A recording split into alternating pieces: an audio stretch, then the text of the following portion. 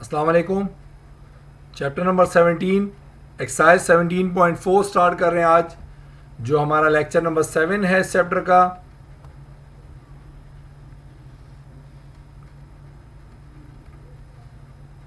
Question number 1 हम discuss कर रहे हैं, जिसमें आपको कह रहा है if A and B are two subsets of U यानी universal set, then draw Venn diagram in general. आपको वेन डायग्राम बनानी है ए और बी की जब वो सबसेट्स हो एक यूनिवर्सल सेट के। और जनरली आपको क्या कह रहा है, जो जनरल डायग्राम आपको बनानी है 4 केसेस में बनानी है। फर्स्ट केस है यूनियन का, सेकंड है इंटरसेक्शन का, थर्ड है डेल्टा का और फोर्थ है माइनस यानी डिफरेंस का। अब ये तो हो गई 4 डायग्राम्स आपको बनानी है, बट इसके लिए भी आपके पास 3 अलग अलग केसेस हैं, ठीक है ना। यानी कि 4 डायग्राम्स आपको बनानी है और चारों में आपको बता रहा है ए और बी जो है एक सबसेट होंगे यकीनन यूनिवर्सल सेट के, जनरली जो होते हैं हमेशा। अब आपको क्या कह रहा है, पहले पार्ट में आपको क्या कहना चाह रहा है, अगर ए और बी दो डिसजॉइंट सेट्स हों। डिसजॉइंट का मतलब जो आपस में ज्वाइंट नहीं होते, नहीं उनका आपस में कोई उनके दरमियान कोई भी कॉमन चीज नहीं होती। इसको आसान अल्फाज में आप ऐसे समझ लें, जिसका ए इंटरसेक्शन भी हमेशा नल सेट होता है, उसको कहते हैं डिसजॉइंट सेट। ठीक है, तो अब आपको क्या कहता है, जो पहला पार्ट है इस क्वेश्चन के 3 पार्ट्स हैं। पहले पार्ट में आपको कहता है अगर दोनों डिसजॉइंट सेट्स हों तो इन चारों की डायग्राम आप बना के दिखाएं, वेन डायग्राम कैसी बनेगी। सो देखिए हम करेंगे, इसको डिस्कस करते हैं। सबसे पहले हम बात करते हैं कि ए और बी डिसजॉइंट की बात करें तो देखें डिसजॉइंट का मतलब उनके दरमियान कोई भी चीज़ कॉमन नहीं होगी। इसका मतलब यूनियन तो उनमें हम बनाएंगे। मान लीजिए एक में 1 2 3 है तो दूसरे में 4 5 6 है, यानी उनका यूनियन भी आपस में कोई एक चीज़ भी कॉमन नहीं होगी। तो याद रहे यूनियन जब भी हम बनाते हैं, वेन डायग्राम जब भी बनाएंगे हम यूनियन की फॉर्म में, तो हमेशा जो दोनों सर्कल्स यानी दोनों सेट्स होंगे। अच्छा, सेट्स को हम सर्कल से रिप्रेजेंट करते हैं और जो हमारे पास यूनिवर्सल सेट है उसको हम एक रेक्टेंगल बनाते हैं। सो देखिए हम यहाँ डायग्राम डिस्कस कर रहे हैं। ये जो डायग्राम है आपके पास, यहाँ हम बात करते हैं। देखिए ये जो ब्लॉक है आपके पास, ये यूनिवर्सल सेट को रिप्रेजेंट करता है और ये सर्कल जो है ये सेट्स को रिप्रेजेंट करता है। अब चूंकि मैंने इन सर्कल्स के अंदर कलर किया हुआ है, इसका मतलब क्या है, यूनियन जब भी हम करेंगे दो सेट्स के वेन डायग्राम की बात करें, इनका यूनियन निकाल रहे हैं। यूनियन का मतलब दोनों के अंदर एलिमेंट जरूर होंगे, पर चूंकि ये डिसजॉइंट सेट है, डिसजॉइंट का मतलब आपस में कभी जुड़ेंगे नहीं, इसलिए जो इनकी डायग्राम बनेगी वो कुछ इस तरीके की बनेगी। ये यूनिवर्सल सेट के लिए हमेशा यहाँ यू लिखेंगे, ए और बी जो सेट्स होंगे वो लिख दिया, और यूनियन लिख लें का मतलब होगा दोनों में हमेशा कलर आएंगे। ठीक है, तो ये आपके पास आ गई first diagram of first case, यानी कि ए यूनियन बी जो है कुछ इस तरीके का होगा। अब हम बात करते हैं इसके सेकंड केस की, और उसमें क्या कहते हैं हम दोबारा से ए और बी यकीनन डिसजॉइंट की बात हो रहा है। इंटरसेक्शन की बात करें, इंटरसेक्शन का मतलब कॉमन, तो आपको पता है इंटरसेक्शन कभी भी नहीं हो सकता दो डिसजॉइंट सेट्स का। लिहाजा मैंने क्या किया, मैंने यहाँ पर दोबारा यूनिवर्सल सेट बनाया। चूंकि हमें कहा गया था कि ए और बी क्या है, सबसेट है एक यूनिवर्सल सेट के, इसलिए हमेशा मैं इनको यूनिवर्सल सेट के अंदर लिखूंगा, यानी एक बॉक्स के अंदर लिखूंगा जो यूनिवर्सल सेट को रिप्रेजेंट करेगा, और ये दोनों रिप्रेजेंट करेंगे उसके सबसेट हैं। अभी आप देख सकते हैं ए और बी दोनों के अंदर कोई भी चीज़ कॉमन नहीं है। कॉमन नहीं का मतलब ये कभी भी आपस में सर्कल मिलेंगे नहीं, और डिसजॉइंट में तो कभी भी नहीं मिल सकते। लिहाजा मैं यहाँ दोनों में कलर कभी भी नहीं करूंगा, क्योंकि कलर सिर्फ उसमें आता है जो कॉमन होता है, ठीक है ना। तो यहाँ पर कोई भी चीज़ इनमें कॉमन नहीं है, इसलिए मैं क्या करूंगा, दोनों को क्या कर दूंगा, कलरलेस। इंटरसेक्शन में हमेशा सिर्फ वो हिस्सा कलर किया जाता है जो कॉमन होता है। अब चूंकि डिसजॉइंट सेट है, लिहाजा ये ज्वाइंट ही नहीं होंगे, लिहाजा ज्वाइंट नहीं होंगे तो इसमें कोई भी चीज़ कॉमन नहीं होगी।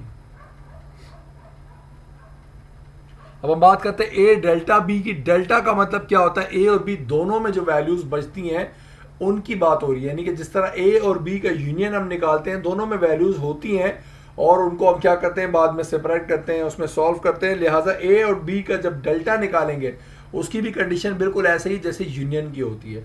इट मीन्स जो आपके पास ए की वैल्यू होगी, यकीनन ए के अंदर भी कुछ वैल्यूज होंगी, यकीनन बी के अंदर भी कुछ वैल्यूज होंगी।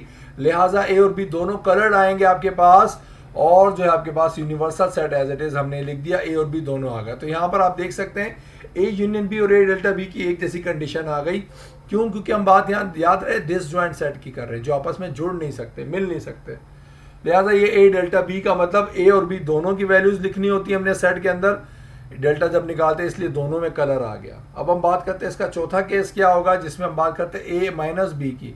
ए माइनस बी का मतलब आपको पहले ये पता होना चाहिए कि जब भी हम फर्स्ट जो सेट लिखते हैं उसमें से माइनस जब सेकेंड को करते हैं तो वैल्यूज सिर्फ उसको लिखती हैं, वो वैल्यूज लिखते हैं जो फर्स्ट सेट में बचती हैं, सेकेंड वाले की वैल्यूज कभी भी नहीं लिखते जो बचती हैं। इट मीन्स आपको एक चीज़ 100% क्लियर हो गई कि हमेशा बड़े में से छोटे को, यानी कि जो फर्स्ट सेट होगा वो हमेशा बड़ा सेट होगा। तो इसमें से जब भी इसको माइनस करूंगा तो याद रहे जिसमें से माइनस करते हैं वो बड़ा सेट होता है, बड़ा सेट हमेशा कलर्ड होता है। इट मीन्स ये मेरे पास अगर ए सेट है तो अब चूंकि मैं ए माइनस बी कर रहा हूँ इसलिए ए कलर्ड होगा और बी जो है आपका कलरलेस होगा। अगर हम बात करते हैं बी माइनस ए की तो बी वाले में कलर होता है और ए वाले में कलर नहीं होता, जो रिप्रेजेंट करता कि बी माइनस ए हो रहा है। ठीक है, तो हम हमेशा क्या करेंगे, यूनिवर्सल सेट के चूंकि ये सबसेट है इसलिए इसको हमेशा इस बॉक्स में लिखेंगे और ए माइनस बी का मतलब ए में कलर आएगा और बी में कलर नहीं आएगा, क्योंकि जिसमें से माइनस करते हैं उसमें कलर आता है, जिसको माइनस करते हैं उसमें कलर नहीं आता। ये तो हो गया आपका फर्स्ट पार्ट इस क्वेश्चन का। अब हम बात करते हैं इसी क्वेश्चन के सेकंड पार्ट की, जिसमें हम बात करेंगे अब ओवरलैपिंग सेट्स की। ओवरलैपिंग सेट्स क्या होते हैं, जिनमें कोई एटलीस्ट एक चीज कॉमन लाजमी होती है, उनको कहते हैं ओवरलैपिंग सेट्स। ठीक है, जबकि हमने पहले जो डिस्कस किया वो क्या था, डिसजॉइंट सेट था जिसमें कोई भी चीज कभी भी कॉमन नहीं होती। अब हम बात कर रहे हैं ओवरलैपिंग का मतलब जिसमें एटलीस्ट एक चीज कॉमन होगी। तो अब हम बात करते हैं ए यूनियन बी की। तो देखें यूनियन में हमेशा ए और बी दोनों में कलर आता है। अब बात यह है कि यूनियन का मतलब क्या होता है, यूनियन का मतलब होता है वो कंबाइंड हो जाते हैं। ठीक है ना, कंबाइंड का मतलब देखें ये ए की तमाम वैल्यूज होंगी बी की, यूनियन का मतलब चूंकि कंबाइंड होगा तो ए और बी में यूनियन जब भी निकालेंगे कलर तो हमेशा आएगा। अब कंबाइंड होकर जो बीच में हिस्सा वो भी कलर रहेगा, क्योंकि ये तो अंडरस्टूड है ए और बी जब भी यूनियन निकलेगा हर हिस्सा जो है कलरफुल हो जाएगा। तो ये मेरे पास अब डायग्राम जो आई ए और बी दोनों का यूनियन, हमने यूनियन जब भी निकलता है कलर वाला होता है, और चूंकि ये आपस में उनका एक हिस्सा आपस में जुड़ा हुआ है, इट मीन्स कोई चीज कॉमन है जिसकी वजह से उसकी डायग्राम हमेशा ओवरलैपिंग में इस तरीके से बनती है। अब हम बात करते हैं इसी तरह ए इंटरसेक्शन बी की। इंटरसेक्शन में याद रखिएगा हमेशा हमने बात की थी सिर्फ और सिर्फ उस हिस्से को कलर करते हैं जो कॉमन होता है। लिहाजा आप देख लें यहाँ पर ए और बी के अंदर मान लीजिए कोई एक नंबर कॉमन था या दो नंबर कॉमन थे, फिलहाल एक की बात कर लेते हैं। तो वो सिर्फ जो कॉमन होगा, हिस्सा जो कॉमन होता है जो ओवरलैप करा रहे हैं दो सेट्स को, सिर्फ वो आपके पास कलर वाला आता है। तो इसको हम क्या कहेंगे, ए इंटरसेक्शन बी का सेट हमारे पास ये आ गया। अब हम बात करते हैं ए डेल्टा बी की। डेल्टा का मतलब क्या था, हमने डिस्कस किया था ए डेल्टा बी बिल्कुल उसी तरह होता है जैसे ए यूनियन बी होता है। यानी डेल्टा का मतलब ए के अंदर जो नंबर होते हैं और बी के अंदर भी होते हैं, दोनों को के अंदर कलर आता है। बट डेल्टा का मतलब होता है फर्क। यूनियन में तो हम क्या करते हैं, अरेंज करके मिक्स करके लिख देते हैं, बट डेल्टा में क्या आता है, ए और बी के अंदर जो एलिमेंट्स बचते हैं उनको लिखते हैं। इसका मतलब जो नहीं बचते यानी कि जो एक जैसे होते हैं उनका क्या करते हैं। तो ये बिल्कुल इंटरसेक्शन का ऑपोजिट है। इंटरसेक्शन में हम कलर किसको करते थे, उसको करते थे जो आपके पास एक जैसा होता है। और जबकि हमने ये भी समझा कि डेल्टा का मतलब क्या होता है, ए और बी दोनों में कलर आएगा। अब ए और बी दोनों में कलर तो आएगा, बट यहाँ डेल्टा का मतलब क्या है, सिर्फ उस हिस्से में कलर नहीं आएगा जो दोनों में एक जैसा है। तो देखिए हमने बात की ए और बी का जब यूनियन निकाला था तो ए और बी का डेल्टा भी इस तरह निकलता है, दोनों में कलर आता है। फर्क क्या है, ये इंटरसेक्शन का ऑपोजिट है। इंटरसेक्शन में यहाँ कलर आता है, बाकी कहीं कलर नहीं आता। ये इसका ऑपोजिट है, इसमें हमेशा जो कॉमन चीज़ें कट जाती हैं वो हिस्सा खाली बचता है, बाकी हमेशा कलर रहते हैं। सो ये ए डेल्टा बी की डायग्राम आपके पास मौजूद है जो ओवरलैपिंग के अंदर मौजूद है। अब हम फिर बात करते हैं ए माइनस बी की। ए माइनस बी दोबारा देख लें, आपको याद होगा ए माइनस बी का मतलब जिसमें से हम माइनस करते हैं उसको हमेशा कलर करते हैं, बाकी जो माइनस हो रहा होता है वो कलरलेस रहता है। तो इसका मतलब ए में कलर आएगा, बी में कलर नहीं आएगा। अब बात करते हैं जो बीच में हिस्सा है इन दोनों का ओवरलैप होने वाला, उसका क्या होगा। तो देखिए माइनस जब भी हम करते हैं जो कलर वाला हिस्सा होता है, हम बात करें जब माइनस करते हैं डेल्टा निकालते हैं तो हमेशा जो बीच में जो कॉमन एलिमेंट होता है वो कलरलेस हो जाता है। लिहाजा हम यहाँ पर क्या करेंगे, देखिए हमने ए में से बी निकाला इसलिए ए में कलर आएगा और बी में कभी भी कलर नहीं आएगा क्योंकि माइनस हो रहा है। बाकी माइनस या डेल्टा का मतलब होता है ये हिस्सा खाली रहेगा। तो ये हमारे पास डायग्राम बन गई। माइनस का मतलब क्या था, जो हिस्सा ये बीच में आता है वो हमेशा ओवरलैपिंग वाला हिस्सा आता है। डेल्टा में भी ये खाली रहता है और माइनस में भी हमेशा क्या रहेगा, ये खाली रहेगा। और ए माइनस बी का मतलब ए में से माइनस हुआ इसलिए ए में हमेशा कलर आएगा, जिसमें से माइनस होता है उसमें हमेशा कलर आता है। इसीलिए ए डेल्टा बी में क्या होता है, दोनों में कलर आता है क्योंकि दोनों के एलिमेंट्स जो बचते हैं उनको हम लिखते हैं। ये वो एलिमेंट है जो बचते नहीं, जो हमेशा क्या हो जाते हैं, कट जाते हैं, कैंसिल हो जाते हैं। अब हम बात करते हैं इसके थर्ड पार्ट की। जो थर्ड पार्ट है उसमें आपको क्या कह रहा है, अब मान लीजिए दोबारा से आपको डायग्राम चारों केसेस की बनानी है, बट क्या आता है, ए इज सबसेट ऑफ बी, यानी ए जो सेट है वो सबसेट है होगा बी का। सबसेट का मतलब एक छोटा सा हिस्सा होगा बी का।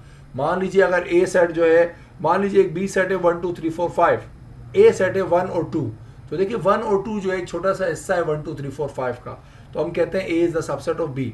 अब आपको क्या करना है, सबसेट ऑफ बी की डायग्राम, तो आपको कह रहा है ए सेट जो है एक छोटा सा हिस्सा होगा बी का, उसके अंदर जो यूनियन की डायग्राम बनेगी, वेन डायग्राम, वो कैसी बनेगी। तो देखिए सबसेट का मतलब होता है सर्कल के अंदर सर्कल आना, ठीक है ना। सर्कल के अंदर सर्कल आने का मतलब, आप देखें ये बी सेट है, ये वाला सेट बी का मतलब ये बड़ा वाला सर्कल है, ए का मतलब ये छोटा वाला सर्कल है, ठीक है। इस छोटे सर्कल का नाम ए है, इस बड़े सर्कल का नाम बी है।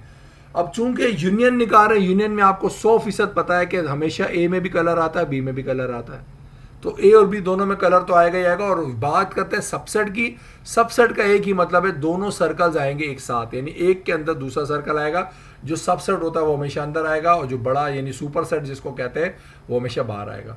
तो चूंकि यहाँ छोटा सेट जो है बड़े सेट का सबसेट है, इसलिए ए सबसेट बी है। और यूनियन का मतलब क्या होता है, हमेशा दोनों में कलर आ जाता है। यूनियन में हमेशा ए और बी दोनों में क्या आता है, कलर आता है। तो ये आपके पास यूनियन की डायग्राम आ गई। बात करते हैं इंटरसेक्शन की। तो देखिए सबसेट का मतलब तो तय हो गया, दो सर्कल बनेंगे एक साथ, एक सर्कल के अंदर दूसरा सर्कल आएगा जो उसका सबसेट होगा। अब इंटरसेक्शन हमेशा हम किसको करते हैं, इंटरसेक्शन में सिर्फ उस हिस्से को कलर करते हैं जो कॉमन होता है। अब आपको पता है ए हिस्सा है बी का, इसका मतलब ए क्या होगा, कॉमन होगा हमेशा, क्योंकि ए जो है हम बात कर रहे हैं हिस्सा है बी का, तो इसका मतलब ए के अंदर जो कुछ भी हो सारे का सारा कॉमन होगा बी में, ठीक है। इसका मतलब ए के अंदर कलर आएगा, बी के अंदर कलर नहीं आएगा। सो देखें आपकी डायग्राम कुछ इस तरीके से बनेगी। ए जो है पूरे का पूरा हिस्सा था बी का, लिहाजा ये ए के अंदर जितने भी मान लो 1 2 था, तो 1 2 जो है 1 2 3 4 5 के अंदर कॉमन था, लिहाजा यहाँ पर जो सर्कल आएगा वो कलर वाला होगा ए का, क्योंकि ए सबसेट है बी का, इसलिए जो सबसेट है इसका हिस्सा था, इसलिए इसमें कलर आएगा, इसमें कलर नहीं आएगा। अब हम बात करते हैं थर्ड पार्ट की, ए डेल्टा बी की। देखिए सबसेट है, सबसेट का मतलब हिस्सा है। अब ए और बी में डेल्टा में हम क्या करते थे, हम ये करते थे कि ए और बी दोनों में जनरली क्या कर देते थे, कलर कर देते थे, ठीक है ना। जनरली हम क्या करते थे, ए और बी दोनों में कलर करते थे, क्योंकि दोनों में से जो बचता था उसकी बात करते थे।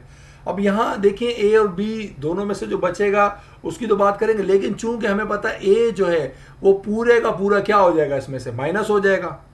ए डेल्टा बी का मतलब क्या है, ए पूरे का पूरा खत्म हो जाएगा बी से, क्योंकि ए छोटा सा एक हिस्सा है बी का, लिहाजा ए के अंदर आपके पास कलर नहीं आएगा, बी के अंदर कलर आएगा।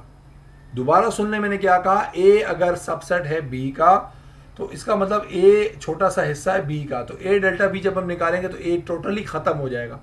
टोटली खत्म का मतलब ए में कुछ भी नहीं बचेगा, क्योंकि एक हिस्सा है वो बी का, लिहाजा ए के अंदर कलर नहीं आएगा और बी के अंदर कलर आ जाएगा। आप देखें ये बी के अंदर कलर आ गया, जबकि ए जो है एक कलरलेस है। क्यों, क्योंकि आप ए और बी का जब डेल्टा निकालेंगे तो ए टोटली खत्म हो जाएगा बी में से। तो ये आपके पास जो डायग्राम बचेगी वो बचेगी कुछ इस तरीके से, ए और बी के डेल्टा की जो सबसेट होगा, ठीक है। सबसेट का मतलब ए हिस्सा था बी का, अब जो हिस्सा खत्म हो जाता है उसको हम कलरलेस लिखते हैं। अब लास्ट डायग्राम जो है इसके अंदर, और वो है क्या है, ए सबसेट तो है बी का, बट ए माइनस बी की बात कर रहे हैं। अब देखिए ए माइनस बी में क्या होगा आपको पता होना चाहिए। ए माइनस बी का मतलब है ए में से बी निकालेंगे, तो देखिए ए तो सबसेट है बी का, तो ए में से बी निकालेंगे तो इसका मतलब बाकी नंबर कहाँ बचेंगे, सेट बी के अंदर बचेंगे, है ना। ए में से अगर हम बी माइनस कर रहे हैं तो हम सिर्फ कौन से एलिमेंट लिखेंगे, जो सेट ए में बच रहे हैं। बी वालों को कभी भी नहीं लिखते, क्योंकि हम पहले ए लिख रहे हैं बाद में बी, का मतलब ए में से बी माइनस कर रहे हैं। इसका मतलब जिसमें से माइनस करते हैं उसके अंदर जो एलिमेंट बच रहे हैं, तो अब ए में से अगर हम बी माइनस करेंगे तो इसका मतलब कुछ बचेगा ही नहीं ए में, क्योंकि ए पूरे का पूरा खत्म हो जाएगा बी से, ठीक है ना। अब ए पूरे का पूरा खत्म हो गया बी से, बाकी बच गया बी, तो बी के अंदर तो कोई एलिमेंट हम लिखेंगे ही नहीं, क्योंकि बी राइट हैंड साइड पर है। और हम क्या करते हैं, जो बाद वाला सेट होता है उसमें अगर कोई एलिमेंट बचता है बी तो उसको नहीं लिखते।